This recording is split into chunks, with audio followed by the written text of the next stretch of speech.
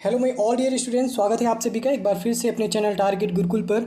लखनऊ विश्वविद्यालय प्रवेश परीक्षा 2023। आज ये वीडियो बहुत महत्वपूर्ण रहने वाली है उन स्टूडेंट्स के लिए जो लखनऊ विश्वविद्यालय में बीए एंट्रेंस एग्ज़ाम के माध्यम से अपना सिलेक्शन पाना चाहते हैं। दरअसल हर एक विषय पर हमने टारगेट किया है। पिछली वीडियोज़ में आप लोगों ने देखा, चाहे वो बात कर लें सिविक्स की, हिस्ट्री की, ज्योग्राफी की, साइकोलॉजी की और भी जो आपके विषय थे, लेकिन अर्थशास्त्र एक ऐसा विषय जो रह गया था जिस पर कोई चर्चा नहीं हुई थी, तो बहुत ही महत्वपूर्ण रहने वाला है दरअसल इस पॉइंट ऑफ व्यू से कि कुछ ऐसे टॉपिक्स को आज हम बताने वाले हैं जो आपके प्रीवियस ईयर में पूछे गए हैं, ठीक है। या फिर आप समझ लें कि उन पॉइंट से बाहर आपका एंट्रेंस एग्ज़ाम में अर्थशास्त्र का जो टॉपिक है सिलेबस में मेंशन किया गया है उससे बाहर कुछ नहीं आएगा, ठीक है। तो जो टॉपिक्स हैं कॉपी पे लेकर बैठ जाइएगा, उन्हें नोट डाउन कर लीजिएगा, बहुत ही ज़्यादा महत्वपूर्ण रहने वाला है। पूरे यूट्यूब पर आपको ऐसी पर्टिकुलर वीडियो पर्टिकुलर टॉपिक्स को मेंशन करते हुए बताते हुए कि किस टॉपिक से क्वेश्चन आएगा कहीं नहीं मिलने वाली है, ठीक है। और इस वीडियो को देखने के बाद ज़्यादा से ज़्यादा शेयर कर दीजिएगा। अगर वीडियो आपको अच्छी लगे तो लाइक कर दीजिएगा, अगर आपको वीडियो ना अच्छी लगे तो अनलाइक कर दीजिएगा। चलिए स्टार्ट करते हैं। तो इकोनॉमिक्स का टॉपिक है। कुछ डाउट भी बच्चों में रहते हैं कि सर ये बताइए कि जो एंट्रेंस एग्ज़ाम होता है वो तो बीए का होता है, वहाँ पे डोमेन सब्जेक्ट का होता है, इकोनॉमिक्स हमने कभी पढ़ी नहीं होती है, तो इकोनॉमिक्स से क्वेश्चंस कैसे आते हैं। तो मैं आपको बोल दूं कि जो इकोनॉमिक्स के क्वेश्चन होते हैं वो 10+2 मेथड पे होते हैं। इसका मतलब हुआ 10+2 में कि आपका जो मोस्टली रहेगा वो 12th का रहेगा, यानी कि 11th भी होता है, ऐसा मतलब नहीं कि 11th नहीं होता है, लेकिन 11 12th का रहता है, ठीक है। अब आपको ध्यान में रखना है कि जब तक आप अपने इंटरमीडिएटरी सेक्शन में परसुइंग कर रहे होते हैं, जब तक एजुकेशन के अंतर्गत आप लोग कर रहे होते हैं 12th में, तब तक आप लोगों के लिए जो इकोनॉमिक्स रहता है उसमें आपका जो मैक्रो माइक्रो इंडियन इकोनॉमी ये सब कुछ मिक्स रहता है। जैसे ही आप अपने ग्रेजुएट लेवल पर आना स्टार्ट करते हैं वैसे ही हर एक सेक्शन अलग अलग हो जाता है। इंडियन इकोनॉमी का अलग पोर्शन होगा, इकोनॉमिक्स का अलग होगा, ठीक है। मतलब आप देखते भी होंगे फर्स्ट पेपर में आपका माइक्रो होगा तो सेकंड पेपर में आपका बीए में इंडियन इकोनॉमी होगा, लेकिन इकोनॉमिक्स जब तक 12th पढ़ेंगे तब तक सब कुछ मिक्स रहता है। तो कुल मिला के आपका माइक्रो भी इसी में आएगा, मैक्रो भी आएगा और प्लस यहाँ तक कि आपका इंडियन इकोनॉमी। अगर हम हिंदी में बोलें तो इसको कहेंगे कि सूक्ष्म अर्थशास्त्र और व्यष्टि अर्थशास्त्र, और साथ ही साथ जो भारतीय अर्थव्यवस्था है उसके यहाँ पर मिक्सअप क्वेश्चंस आपको मिलेंगे। लेकिन जो दबदबा रहता है इस इकोनॉमिक्स में वो आप समझ लीजिए कि भारतीय अर्थशास्त्र का रहता है। अब भारतीय शास्त्र का कैसे रहता है, सर कहेंगे कि हमें भारतीय शास्त्र के विषय में कैसे चर्चा करनी है, क्योंकि जितने भी मैक्रो एंड माइक्रो के फिनोमिना रहते हैं, जितने भी कॉन्सेप्ट रहते हैं वो सारे अप्लाई होंगे आपकी इंडियन इकोनॉमी पे, उसी पर बेस्ड आपकी इंडियन इकोनॉमी बनती है। हालांकि अगर आप लोगों ने नहीं पढ़ा है कोई बात नहीं है, लेकिन ये जो टॉपिक्स हैं इनको बहुत अच्छे से समझ लेना, इसके बाहर आपका कुछ नहीं आएगा। लेकिन एक चीज़ ध्यान रखिएगा, इसका मतलब ये नहीं है कि अगर इसके बाहर एक आधा क्वेश्चन आ गया तो सर आपने बोला था कि यहाँ से सब कुछ आएगा। मेरा कहने का मतलब है कि ये मोस्ट इंपॉर्टेंट्स हैं टॉपिक, ठीक है। ये प्रीवियस ईयर में आए हुए हैं, इसी वजह से आप लोगों के सामने लाना बहुत ज़रूरी है, ठीक है। और जो भी आएगा वो आपके सिलेबस के रिगार्डिंग रहेगा, इसके बाहर कुछ नहीं रहेगा। मेरा जहाँ तक मानना है 90% जो आपका पेपर इकोनॉमिक्स में क्वेश्चंस पूछेगा वो इन्हीं पोर्शन से पूछेगा। इन पोर्शंस को तैयारी आपके जम करके करनी है, ठीक है। एक एक को हिंदी इंग्लिश दोनों में हम डिफाइन करेंगे, ठीक है। अब ज़्यादा टाइम वेस्ट नहीं करेंगे, चीज़ें जो समझाने वाली थी हमने समझा दी हैं। तो चलिए स्टार्ट करते हैं। पहला पॉइंट नोट कर लीजिएगा, अर्थशास्त्रियों के प्रमुख सिद्धांत। जब अगर आप लोगों ने अर्थशास्त्र नहीं पढ़ा है तो वहाँ पर आपको मोटा मोटा बता दें कि एंट्रेंस एग्जाम है तो कुछ अर्थशास्त्री हैं जिन्होंने कुछ थ्योरीज दी हैं जिनको कि सिद्धांत कहते हैं। उन थ्योरीज को पढ़ लेना कि किस अर्थशास्त्री ने कौन सी थ्योरी दी है, कौन सा सिद्धांत प्रतिपादित किया है। और कुछ अर्थशास्त्री ऐसे होंगे जिनकी की पुस्तकें बहुत महत्वपूर्ण होंगी। आप लोग 10+2 के माध्यम से देख लीजिएगा, अभी हम करवाएंगे आगे आपको क्वेश्चंस। तो जितने भी इकोनॉमिस्ट हुए हैं, जो फेमस इकोनॉमिस्ट हैं, जो कि अर्थशास्त्री हैं, उनकी बुक्स देख लीजिएगा, ठीक है। कौन सी हो सकता है पूछ ले क्वेश्चन कि मान लीजिए कि ये general theory of income and employment ये किसकी बुक, इंटरेस्ट एंड मनी ये किसकी बुक है, ठीक है। तो ऐसे करके क्वेश्चंस आपके पूछेंगे।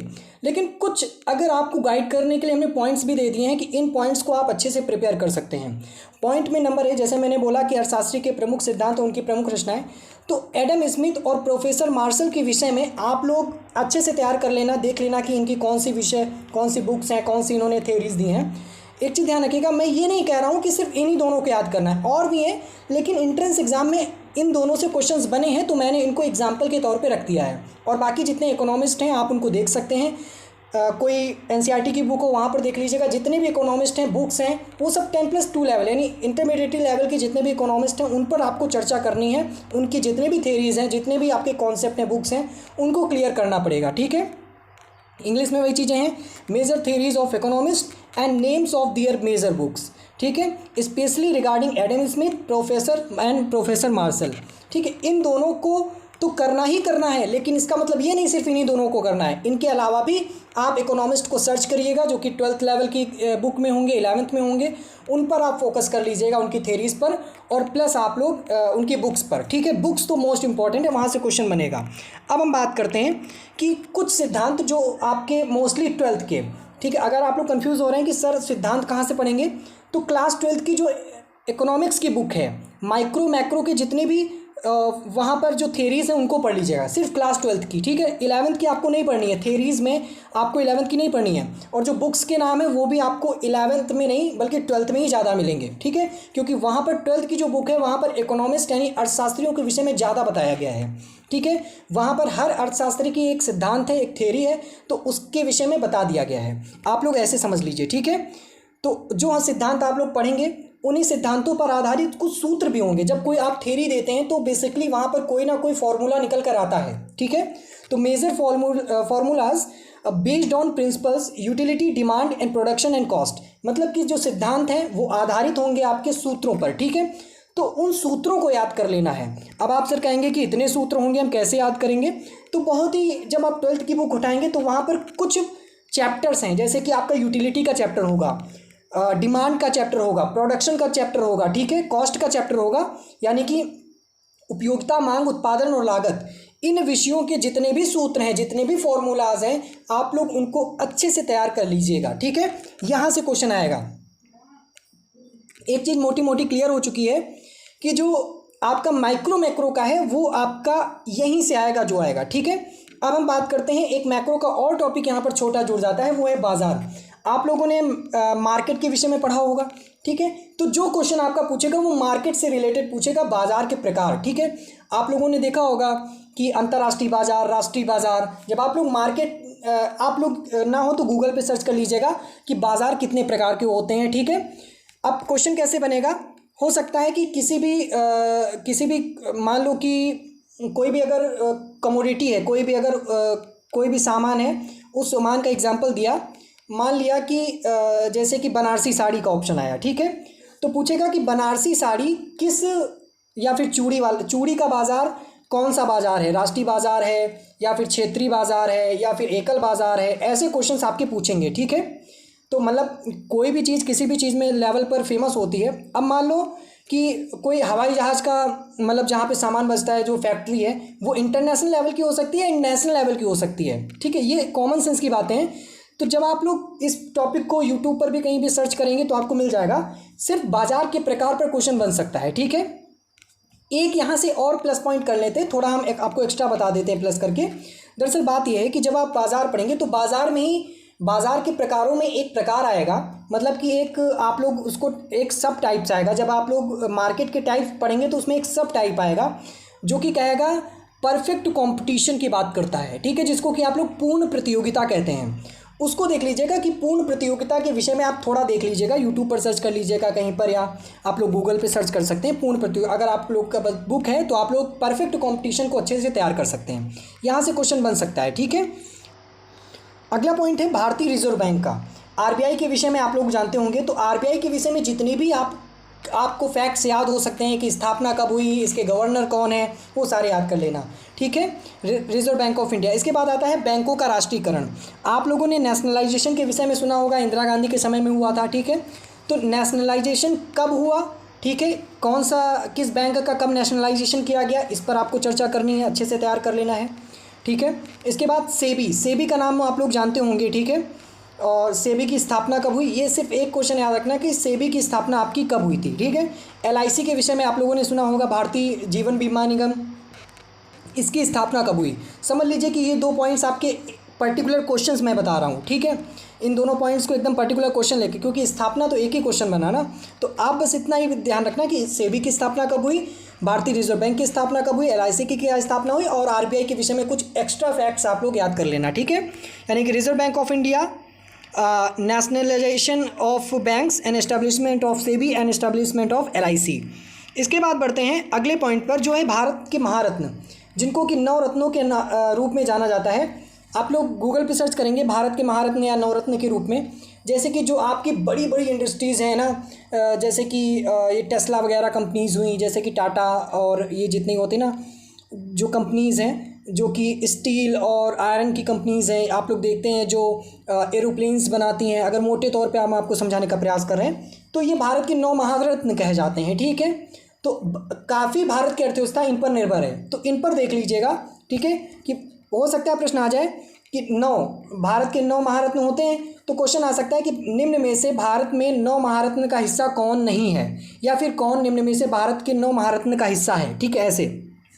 अगला है पॉइंट नंबर 6 कि प्रत्येक पंचवर्षीय योजना में वृद्धि दर क्या रही थी उनके, और वास्तुकार मतलब है कि जो आपका 5 ईयर प्लान है, उस प्रत्येक 5 ईयर प्लान में मतलब हर 5 साल में जो एक ग्रोथ रेट होती है, चेक होती है, वो ग्रोथ रेट क्या हुई है, ठीक है, क्या रही है प्रत्येक 5 साल में, यानी प्रत्येक पंचवर्षीय योजना में, प्रत्येक एवरी 5 ईयर प्लान में क्या ग्रोथ रेट रही है, इस पर आपको अच्छे से देखना होगा, तैयार करना पड़ेगा।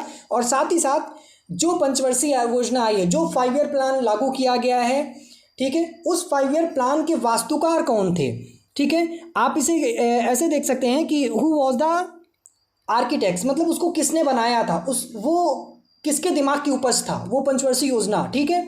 और साथ ही साथ ये भी देख लेना कि वो उस पंचवर्षीय योजना का उद्देश्य क्या था, ठीक है, उसका क्या मतलब उद्देश्य था एकदम फाइनल कि हमको करना है। जैसे कि आपको प्रथम पंचवर्षीय योजना आई थी, उसका उद्देश्य था कि भारत में कृषि व्यवस्था को सुधार करना और भूमि सुधार करना, ठीक है।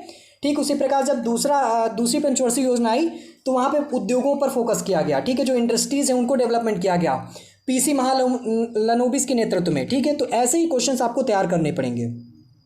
अगला है कि विशेषकर प्रथम, द्वितीय, तृतीय और 12वीं पंचवर्षीय योजना।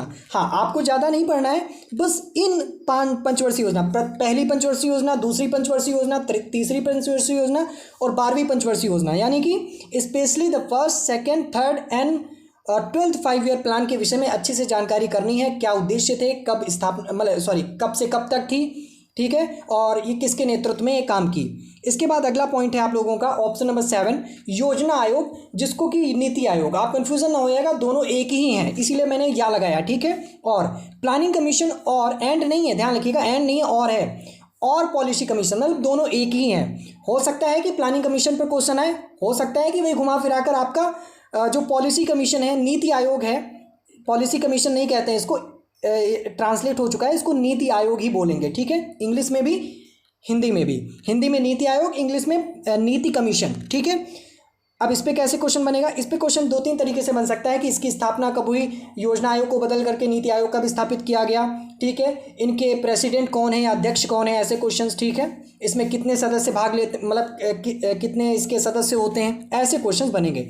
कुल मिला के जो टॉपिक है उन टॉपिक्स पे अच्छे से गहराई से जाकर आपको तैयारी कर लेनी है। अगला पॉइंट है भारत में हरित क्रांति और श्वेत क्रांति कब हुई और इसके जनक। बस ये इंपॉर्टेंट, बहुत मोस्ट इंपॉर्टेंट क्वेश्चन है, मुझे लगता है कि पूछा भी जाएगा कि जो क्वेश्चन है, when did green revolution and white revolution take place in India and its father, मतलब कि जो ग्रीन रिवॉल्यूशन, हरित क्रांति भारत में लाई गई, वो कब लाई गई, ठीक है, और या फिर श्वेत क्रांति कब लाई गई, और उसके फादर कौन है, जनक कौन है। ये क्वेश्चंस आप लोग, मैं पॉइंट आपको बस इंडिकेट कर रहा हूँ, आप लोग जाकर के सर्च करके बढ़िया से तैयारी कर लो, बुक में हो जहाँ से ढूंढ निकालो, टॉपिक्स पे मेहनत कर लेना। अगला और नवा पॉइंट है आप लोगों का यहाँ पर कि भारत में कौन सा भू सुधार कब हुआ। आप लोगों ने देखा होगा कि यहाँ पर इंडिया में लैंड रिफॉर्म हुआ, ठीक है, which land reform took place in India and when. भारत में कई प्रकार के लैंड रिफॉर्म्स हुए, ठीक है, तो कौन सा लैंड रिफॉर्म्स कब हुआ ये आपको जानकारी होनी चाहिए। जैसे मान लो चकबंदी हुई, तो चकबंदी कब हुई, ठीक है। तो मैंने आपको बोला कि जो फर्स्ट 5 ईयर प्लान है, ठीक है, आपको ये भी ध्यान रखना है कि जो भू सुधार है वो फर्स्ट 5 ईयर प्लान का एक एक मॉडल था, ठीक है। उसी में ये प्रस्तावित किया गया था कि जो 5 ईयर प्लान होगा, फर्स्ट 5 ईयर प्लान होगा, उसमें कृषि और भूमि सुधारों से संबंधित जितने भी रिफॉर्म होंगे वो किए जाएंगे। तो इसका मतलब है कि भारत में जो भूमि सुधार है वो प्रथम पंचवर्षीय योजना यानी कि फर्स्ट 5 ईयर प्लान के अंडर में हुआ, ठीक है। ऐसे चीज़ें और होंगी। और जब सेकेंड 5 ईयर प्लान आया तो इंडस्ट्री पर फोकस किया गया। तो भूमि सुधार कब कौन सा हुआ, हो सकता है चकबंदी के बारे में पूछ ले, ठीक है। और भी कई चीज़ें थी जैसे कि आपका खेती में सुधार करना, उसकी उपज में सुधार करना, ये सारी रिफॉर्म्स थे, उनके अलग अलग नाम थे, उन पर फोकस करना है। वो कब हुआ, किस सन में हुआ, इस पर आपको फोकस करना है। जनरली आपको जीके के पोर्शंस में क्वेश्चंस मिल जाते हैं। जब आप लोग जब ग्रीन रिवॉल्यूशन पढ़ेंगे, जब आप लोग फर्स्ट 5 ईयर प्लान पढ़ेंगे, सारी चीज़ें कवर अप हो जाएंगी, ठीक है। अगला पॉइंट, 10वां पॉइंट है कि भारत में प्रमुख समितियां, भारत में कई प्रकार की समितियां होती हैं, उनकी स्थापना कब हुई है, बस आपको ये ध्यान रखना है। जैसे कि एक एग्जांपल ले लेते हैं, जैसे कि 1955 में ग्राम तथा लघु उद्योग के लिए एक करवे समिति की स्थापना की गई थी, ठीक है। दरअसल क्या होता है कि जो उसका प्रेसिडेंट होता है, जिस समिति का, जो समिति होती है उसका जो प्रेसिडेंट होता है, उसी प्रेसिडेंट के नाम पर उस समिति का गठन किया जाता है, ठीक है। जैसे कि हमने बोला कि major societies in India, for example in 1955 the Karve committee for village and small and scale industries. तो आपको पता होना चाहिए कि जो लघु और उद्योगों के लिए जिस एक कमेटी का स्थापना किया गया था, यानी कि स्मॉल, जो कि आपकी village and small scale industries थी, वो उस समिति का क्या नाम था, उस कमेटी का नाम था करवे समिति। और किसके नेतृत्व में थी, स्वाभाविक है कि जिसके नेतृत्व में बनाई गई है उसी के नाम पर रख दी जाती है करवे समिति, ठीक है। इसी प्रकार ये पॉइंट आपको अच्छे से तैयार कर, जितनी भी प्रमुख समितियां हुई हैं। अब आप कहेंगे सर कब से कब तक, तो मैं आपको बोल दूं कि आप 1947 से लेकर, जब देश आज़ाद हुआ 1991, नहीं सॉरी, इसके बाद आपका मनरेगा बहुत इंपॉर्टेंट है, ठीक है, 2000 तक, 1947 से लेकर के आप लोग 2000 तक के जितने भी हैं आप लोगों के हैं 2000। और वही जो आपका आप देखेंगे कि आगे चल के बदला गया, और मनरेगा भी 2005 में आया। कुल मिलाकर के मोटा मोटा समझ लीजिए कि 1947 के बाद से लेकर के जो 2000 का पहला दशक था वहाँ तक की आप लोग इसे 2010 कर लेना, ठीक है, क्योंकि एक आधी कमेटी हैं जो 2010 के आसपास भी आई। तो 1947 जितनी भी ज़्यादा यहाँ पे कमिटीज़ नहीं है, आप देख लीजिएगा, याद कर लीजिए। जो प्रमुख हैं, जो कृषि से रिलेटेड हैं, जो एग्रीकल्चर से रिलेटेड हैं, आप लोग पहचान कर लीजिए, जो इंडस्ट्री से रिलेटेड हैं और जो एम्प्लॉयमेंट से रिलेटेड हैं। इन 3 टॉपिक्स पे जितनी भी कमिटीज़ बनी हैं उन पर आपको फोकस करना है, ठीक है। बढ़ते हैं आगे। अगला पॉइंट है आप लोगों का, भारत में निर्धनता को लेकर लगाए गए अनुमान तथा गांव शहर में कैलोरी की मात्रा। दरअसल क्या था कि गांव और शहर में कुछ कैलोरी की मात्रा दी गई। जैसे कि एक क्वेश्चन पिछली बार एंट्रेंस एग्जाम में आया था, 2021 में था, शायद 2021 में था आप लोगों का, कि गांव में जो आपकी कैलोरी है उसके लिए कितनी ज़रूरत पड़ती है, तो उसके लिए 2400 कैलोरी, नोट कर लेना। गांव में प्रति व्यक्ति अगर कैलोरी की आवश्यकता पड़ती है वो 2400, क्योंकि वहाँ पे ज़्यादा ऊर्जा व्यय होती है, ठीक है, गांव के लोग ज़्यादा मेहनती होते हैं। और जो शहर लोगों की है वो 2100 है, ठीक है, 2100 कैलोरी की आवश्यकता उन लोगों को पड़ती है, ठीक है। और भी जो आप पॉवर्टी वाला चैप्टर देखेंगे, इंडियन इकोनॉमी में एक चैप्टर है पॉवर्टी के नाम से, वहाँ पर लेकर कुछ अनुमान लगाए गए थे कि भारत में कि जो पॉवर्टी की रेट है वो क्या होगी और किस सन में कितनी रहेगी। तो पॉवर्टी के विषय में मोटे मोटे फैक्ट्स जो हैं आप लोग याद कर लेना।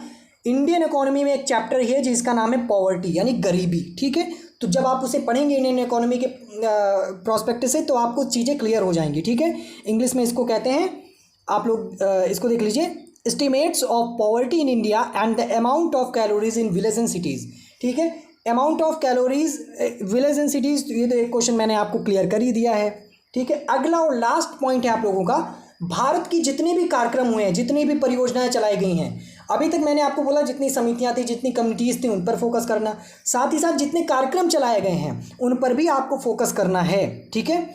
अभी एक जगह कन्फ्यूज़न ये हुई कि जैसे मैंने आपको बोला कमिटीज़, ठीक है, कुछ कमिटीज़ बिठाई गई।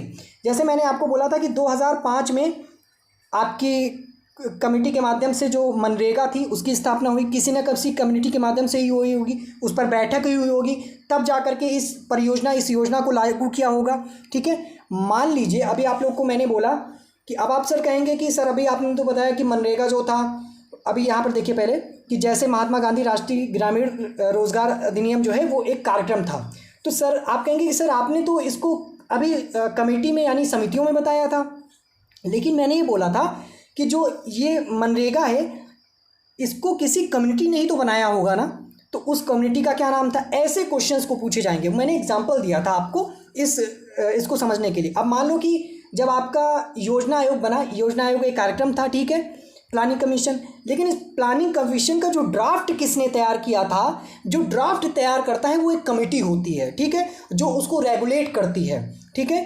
अब मान लो कि कह रहे हैं कि एक छोटा सा बहुत ही मोटा सा एग्जांपल ले लो आप लोग, छोटा सा, जैसे कि मान लो कहेंगे कि भैया क्रिकेट मैच है, हमें क्रिकेट मैच खेलने जाना है, ठीक है, लेकिन हमें पता है कि क्रिकेट मैच है, कब है, लेकिन उस क्रिकेट मैच को खेलेगा कौन, उसको रेगुलेट कौन करेगा, उसे प्लेयर्स करेंगे, ठीक है। प्लेयर्स की 11 लोगों की टीम होगी, वो टीम करेगी। तो टीम एक कम्युनिटी हुई। मैच खेलना वो एक प्रोग्राम हुआ, मैच एक प्रोग्राम हुआ, लेकिन जो 11 प्लेयर की टीम है वो एक कम्युनिटी हुई। इस प्रकार से आप समझने की कोशिश करिए। तो कम्युनिटी यानी समितियां, और जो आपका कार्यक्रम है, जो प्रोग्राम है, ठीक है, यानी कि जो प्रोजेक्ट्स हैं, जो प्रोग्राम्स हैं, उन पर फोकस कर लेना कि उनकी स्थापना कब हुई थी। इसमें होना नहीं है। एक चीज़ और डिफरेंस आपको बता देते हैं, यहाँ से सारा क्लियर हो जाएगा आप लोगों को। जो समिति होती है बेसिकली अगर इंडिया में देखा जाए तो वो किसी ना किसी व्यक्ति के नाम पर ही होगी, जिस व्यक्ति के द्वारा उसे लागू किया गया होगा, या उसको सहमति दी गई होगी, या जिसके नेतृत्व में बनाई होगी। जैसे मैंने कहा कि कर्वे जी के नेतृत्व में बनाई गई इस समिति का गठन किया गया, तो उनके नाम पर ही इसे कर्वे समिति कहा गया, ठीक है। हालांकि उसके उद्देश्य लघु उद्योग कुछ था, लेकिन उसको कर्वे समिति कहा जाता है। ठीक इसी प्रकार जब आप लोग मनरेगा में आते हैं तो देखते हैं महात्मा गांधी ग्रामीण रोजगार ये कार्यक्रम है, ठीक है, लेकिन स्वाभाविक है कि कार्यक्रम किसी ना किसी के नेतृत्व में बनाया गया होगा, इसके लिए कमेटी बिठाई गई होगी, तो उसका रिजल्ट ये निकल कर आया होगा। ऐसे क्वेश्चंस, ठीक है। तो इन दोनों को बस डिफ्रेंशिएट कर रहे थे कि आप कंफ्यूज मत होना कि सर हमें कर्वे समिति के या समितियां हमें कैसे पढ़नी है, इसमें कैसे डिफरेंस करेंगे, और ये जो योजनाएं हैं, जो प्लानिंग्स, जो आपके प्रोग्राम्स हैं, इसमें कैसे डिफरेंस करेंगे। चीज़ें समझ में आ गई होंगी। प्रोग्राम्स बहुत सारे चले हैं, जैसे कि उज्ज्वला योजना, ये भी एक प्रोग्राम है। अब आपको समझ आ रहा होगा, अच्छे एग्जाम्पल दे रहे हैं, ठीक है। तो जनधन योजना आप लोगों ने देखी, ये भी एक प्रोग्राम है, ये कब लागू हुआ। तो ऐसी चीज़ें आपकी ये हुई, ठीक है। अब जिससे कमिटीज़ हुई, कमिटीज़ बहुत सारी आपकी हुई। एक आपकी मैकाले समिति थी, ठीक है, मैकाले कमेटी थी, तो वो मैकाले के नेतृत्व में हुई, इस वजह से मैकाले कमेटी कहते हैं। हालांकि उस समिति का, जो कमेटी का कोई ना कोई उद्देश्य रहता जरूर होगा, ठीक है। तो ये बहुत महत्वपूर्ण रहने वाला है। जो आएगा आपका, मैं इस बात की गारंटी ले रहा हूँ कि आपका 90% तो आएगा भाई साहब, ठीक है। अगर 90% आएगा, लेकिन सिर्फ आप इस टॉपिक को, मतलब जो जितना पढ़ाया है उस टॉपिक को, उसके आसपास भी जितने रिलेट करते होंगे टॉपिक्स, उनको रिलेट करके पढ़ेंगे, तो आपका इस 90% की गारंटी सिक्योर है, ठीक है। और बाकी आपको मेहनत करनी है।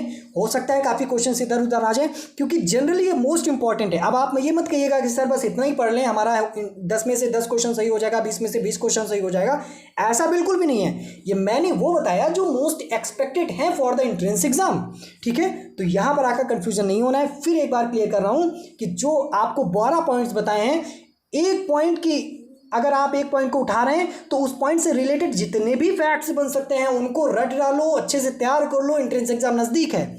अब इसका मतलब ये नहीं कि जो मैंने अगर भारत में भूमि सुधार बोल दिया तो एक ही भूमि सुधार याद करके बैठ गए। अगर भारत में महात्मा गांधी का एक एग्जाम्पल दे दिया तो महात्मा गांधी का प्रोग्राम जो आपका मनरेगा है उस पर ही आप तैयारी करके बैठ गए, और बाकी के जो जितने भी कार्यक्रम हैं वो आपने क्विट कर दिए। ये काम नहीं चलने वाला है। बस एक गाइडेंस के लिए कि ये लेवल होगा आपका, ठीक है। यहाँ से क्वेश्चंस बनने की ज़्यादा संभावनाएं हैं आप लोगों की। तो आज के लिए फ़िलहाल इतना ही। बता दीजिएगा कमेंट करके कि कैसी लगी है वीडियो। अगर अच्छी लगी है तो लाइक कर दीजिएगा, और अगर नहीं अच्छी लगी है तो कोई बात नहीं, आप लोग अनलाइक भी कर सकते हैं वीडियो को, अगर आपको अच्छी नहीं लगी है, ठीक है। आज के लिए फ़िलहाल इतना ही। ऐसे ही और भी वीडियोस पाने के लिए हमारे चैनल को सब्सक्राइब कर लें। अगर आप लोग चैनल पर नए हैं, वीडियो को ज़्यादा से ज़्यादा शेयर करें, क्योंकि जो एंट्रेंस एग्ज़ाम की परीक्षा आप लोगों की एंट्रेंस एग्ज़ाम होने वाले हैं उसकी गारंटी टारगेट गुरुकुल ने ली है। आपको सिलेक्शन दिलवा कर ही मानेंगे, ठीक है। ऐसा ही बस आप लोग अपना प्यार बनाए रखें। हमारे साथ जुड़ने के लिए आप सभी का आज के लिए बहुत बहुत धन्यवाद।